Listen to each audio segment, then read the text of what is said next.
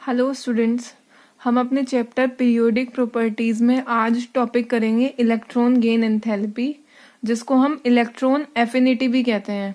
Last topic हमारा था ionization enthalpy, यानी किसी आइसोलेटेड गैसियस एटम को जब एक इलेक्ट्रॉन लेने के लिए कितनी एनर्जी लगती है उसको तो आयनाइजेशन एंथैल्पी बोलते हैं।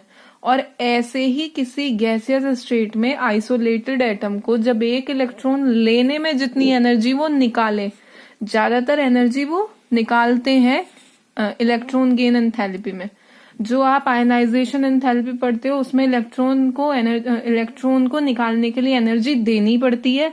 यहाँ पर नोबल गैसेस को छोड़कर ज्यादातर जितने भी हमारे एलिमेंट्स हैं वो सब एनर्जी रिलीज करते हैं एक इलेक्ट्रॉन गेन करने के लिए। यानी आयनाइजेशन एंथैल्पी में तो आपका एटम कैटायन में कन्वर्ट होता है और यहाँ पर आपका एटम एनायन में कन्वर्ट होता है। पहले डेफिनेशन पढ़ लेते हैं। The energy released when an extra electron is added to a neutral gaseous atom in its ground state is termed as the electron gain enthalpy. यानी वो एनर्जी जब किसी न्यूट्रल गैसियस एटम में से एक इलेक्ट्रॉन ऐड किया जाए, यानी वो एक इलेक्ट्रॉन को एक्सेप्ट करे ग्राउंड स्टेट में, तो उसको हम क्या कहते हैं, उस एनर्जी को, जो एनर्जी निकली वो इलेक्ट्रॉन गेन एंथैल्पी, यानी इलेक्ट्रॉन गेन करने के में जो एंथैल्पी लगी या इलेक्ट्रॉन एफिनिटी उसको कहा जाता है। Generally it is an energy releasing और एक्सोथर्मिक प्रोसेस। ये एक एनर्जी निकलती है, यानी इस प्रोसेस में एनर्जी निकलती है, और जिन प्रोसेसेस में एनर्जी रिलीज होती है उनको हम एक्सोथर्मिक प्रोसेस कहते हैं। Although a good number of exceptions are available. इसमें एनर्जी निकलती है लेकिन इसके बाद भी इसके काफी सारे एक्सेप्शंस प्रेजेंट हैं। The process may be represented as, process को आप ऐसे दिखा सकते हो, एक्स एक एटम है जो गैसियस स्टेट में है, उसमें एक इलेक्ट्रॉन आपने ऐड किया, तो जब ऐड हुआ तो वो एनायन में कन्वर्ट हो गया गैसियस स्टेट में, प्लस उसने एनर्जी रिलीज कराई। ये था हमारा इलेक्ट्रॉन गेन एंथैल्पी। अब इसको थोड़ा सा और डिटेल में कर लेते हैं। The energy release is measured in electron volt पर एटम और किलो जूल पर मोल। एनर्जी आप इलेक्ट्रॉन वोल्ट पर एटम में भी लिख सकते हो या किलो जूल पर मोल में भी लिख सकते हो। Thus, larger is the energy released, greater is the electron affinity. Electron affinity को आप इलेक्ट्रॉन लेने की चाहत, यानी इलेक्ट्रॉन से प्यार, अगर इलेक्ट्रॉन लेने में जितनी ज्यादा एनर्जी निकालेगा यानी उतनी ज्यादा उसकी इलेक्ट्रॉन एफिनिटी है। कोई भी एटम जितनी ज्यादा एनर्जी रिलीज करेगा एक इलेक्ट्रॉन लेने के लिए, उसकी इलेक्ट्रॉन एफिनिटी उतनी ज्यादा होगी। इन अदर वर्ड्स, दूसरे शब्दों में, it is a measure of the force with which the added electron is bound by the nucleus of the atom. दूसरे शब्दों में आप ये कह सकते हैं कि ये फोर्स है जिससे जो इलेक्ट्रॉन आया है, नया इलेक्ट्रॉन ऐड हुआ है, वो किस फोर्स से बंधा है, उस एटम के न्यूक्लियस से। आगे बढ़ते हैं।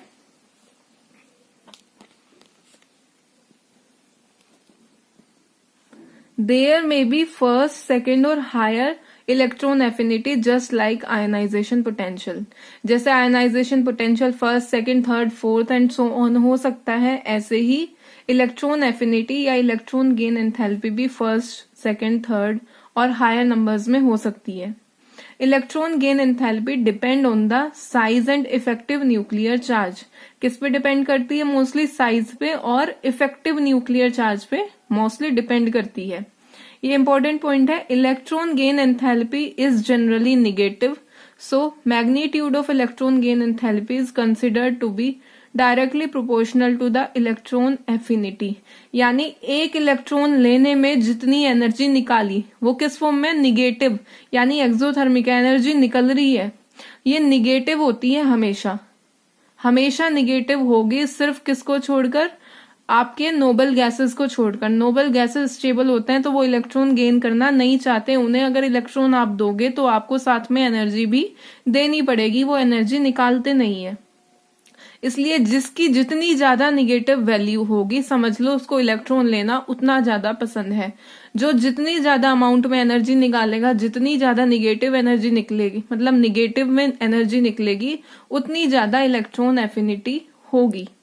More is the electron affinity, more negative will be the electron gain enthalpy. जितनी ज्यादा किसी को चाहत इलेक्ट्रॉन लेने की, उसकी इलेक्ट्रॉन गेन एंथैल्पी की वैल्यू उतनी ज्यादा नेगेटिव। ये आप ऐसे शो कर सकते हो, relation electron gain enthalpy equals to, यानी इलेक्ट्रॉन गेन एंथैल्पी क्या है, नेगेटिव ऑफ इलेक्ट्रॉन एफिनिटी का नेगेटिव है। यानी एफिनिटी क्या है, टेंडेंसी, इलेक्ट्रॉन लेने की टेंडेंसी। किसी को इलेक्ट्रॉन लेना जितना ज्यादा पसंद होगा उतनी ज्यादा निगेटिव आपकी एनर्जी रिलीज होगी।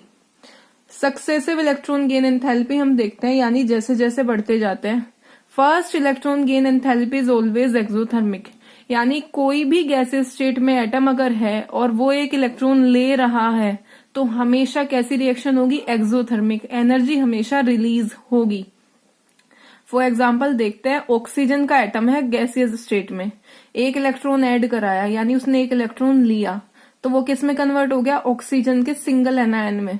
ये एनायन बन गया O negative plus del H, यानी जो इलेक्ट्रॉन गेन एंथैल्पी थी कितनी आई, -141 किलो जूल पर मोल। इतनी एनर्जी उसने निकाली जब वो उसने एक इलेक्ट्रॉन एक्सेप्ट करके वो एटम से एनायन में कन्वर्ट हुआ। फिर अगर O नेगेटिव में से आप एक और इलेक्ट्रॉन ऐड करा रहे हो O नेगेटिव को, तो वो किस में कन्वर्ट होगा, O2 नेगेटिव।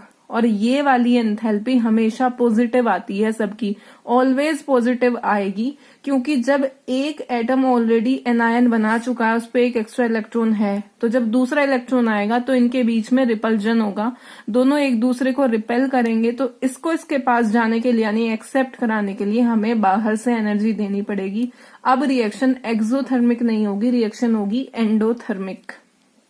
ये हमेशा सेकेंड आयनाइजेशन एंथैल्पी हमेशा पॉजिटिव होगी और फर्स्ट नेगेटिव।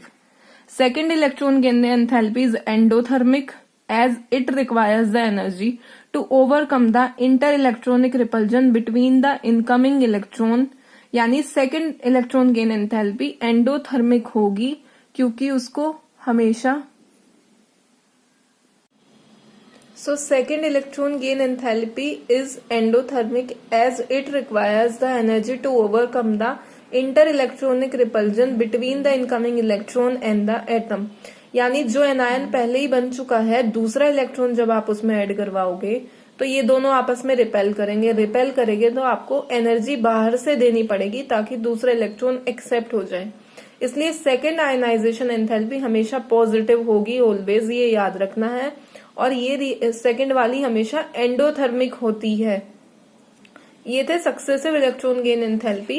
नेक्स्ट हमारा पॉइंट है factors affecting electron gain enthalpy, यानी वो फैक्टर्स जो इलेक्ट्रॉन गेन एंथैल्पी को अफेक्ट करते हैं। First one is atomic size. In general electron affinity decreases with increasing atomic radius, यानी जैसे जैसे आपका एटम का साइज बढ़ेगा आपकी वैलेंस शेल दूर जाएगी, क्योंकि जो भी इलेक्ट्रॉन एक्सेप्ट होगा वो वैलेंस शेल में ऐड होगा। तो आउटर मोस्ट शेल में जब वो ऐड होगा, आउटर मोस्ट शेल आपकी दूर जा रही है साइज बढ़ने पे, तो न्यूक्लियस का फोर्स ऑफ अट्रैक्शन घटेगा। जब फोर्स ऑफ अट्रैक्शन घटेगा तो वो इजिली इनकमिंग इलेक्ट्रॉन को ऐड नहीं करेगा, तो एटॉमिक साइज आपका बढ़ने पर आपकी इलेक्ट्रॉन एफिनिटी घटती है। Next one is effective nuclear charge. Electron affinity increases with increasing effective nuclear charge. Thus, electron affinity decreases in a group and increases in a period in the periodic table.